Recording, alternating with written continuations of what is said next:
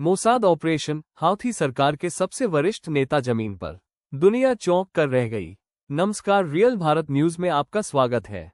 आज हम बात करने वाले हैं उस हमले की जिससे यमन की राजधानी सना में हाउथी नेतृत्व की सरकार को गहरा झटका लगा और जो दुनिया भर में बड़े राजनीतिक उलटफेर की आशंका पैदा कर रहा है। इजराइल की एजेंसी मोसाद ने एक और चौंकाने वाला ऑपरेशन अंजाम दिया है। यमन की राजधानी सना में हाउथी सरकार का प्रधानमंत्री मारा गया। सवाल यह है कि अब पूरे मिडिल ईस्ट का नक्शा बदलने वाला है या नहीं। रिपोर्ट्स के मुताबिक सना में हुए एक टारगेटेड स्ट्राइक में हाउथी प्रशासन के प्रधानमंत्री अहमद अल रहावी की मौत हो गई। हमले में उनके साथ कई वरिष्ठ मंत्री और सलाहकार भी मारे गए। इस वार को मोसाद की सटीक स्ट्राइक कहा जा रहा है, हालांकि इजराइल ने आधिकारिक तौर पर अभी तक जिम्मेदारी स्वीकार नहीं की है। रिपोर्ट्स के मुताबिक एक निशाना सटीक हवाई हमला सना में हुआ जिसमें हाउथी नेतृत्व वाले प्रशासन के प्रधानमंत्री अहमद अल रहावी सहित कई वरिष्ठ मंत्री मारे गए। हाउथियों ने भी बाद में इसकी पुष्टि की है। मोसाद अपने गुप्त और हाई-टेक ऑपरेशंस के लिए जाना जाता है। अतीत में भी इन्होंने ईरान के न्यूक्लियर वैज्ञानिकों और हिजबुल्लाह कमांडरों को सर्जिकल स्ट्राइक से निशाना बनाया है। इजरायली सैन्य सूत्रों ने कहा कि निशाना वरिष्ठ हाउथी सैन्य व राजनीतिक कमांडर थे और वे इस हमले की जांच तथा सत्यापन कर रहे हैं। दूसरी तरफ हाउथियों ने बदले की कसम खाई है और उच्च स्तर पर प्रतिक्रिया की चेतावनी दी है। घटना के बाद सना में बड़े अखबारों, समर्थक रैलियों और अंतिम संस्कार में भारी भीड़ देखी गई। साथ ही हाउथियों ने प्रतिशोध की चेतावनी दी है। क्षेत्रीय तौर पर यह तनाव और बढ़ा सकता है, जिससे रेड सी शिपिंग, पड़ोसी देश और अंतर्राष्ट्रीय हित प्रभावित हो सकते हैं। अब सवाल उठता है, आखिर ये हाउथी हैं कौन और इनका पीएम इतना अहम क्यों था।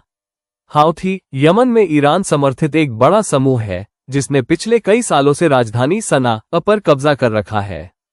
वे लगातार लाल सागर, रेड सी में शिपिंग लेन को निशाना बना रहे हैं और इजराइल सहित पश्चिमी देशों की सप्लाई चेन पर दबाव डाल रहे हैं। इजरायली प्रधानमंत्री बेंजामिन नेतन्याहू पहले ही कह चुके हैं, जो भी हमारे खिलाफ हथियार उठाएगा हम उसे कहीं भी मार गिराएंगे।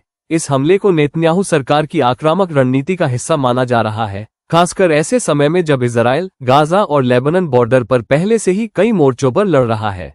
याद रखें, ये घटनाक्रम उस बड़े परिप्रेक्ष्य में आ रहा है जहां हाउथी इजराइल तनाव, लाल समुद्री जहाजों पर हमले और व्यापक मध्य पूर्व संघर्ष पहले से जारी है। इसलिए इस हमले के असर सिर्फ यमन तक सीमित नहीं रह सकता। संभावित परिणामों में शामिल है हाउथियों द्वारा त्वरित तेजाब जवाबी हमले, इलाकाई भागीदारी बढ़ना और समुद्री व्यापार पर असर। अंतर्राष्ट्रीय समुदाय की प्रतिक्रिया तनाव को कम करने में अहम भूमिका निभा सकती है, पर फिलहाल स्थिति नाजुक दिखती है।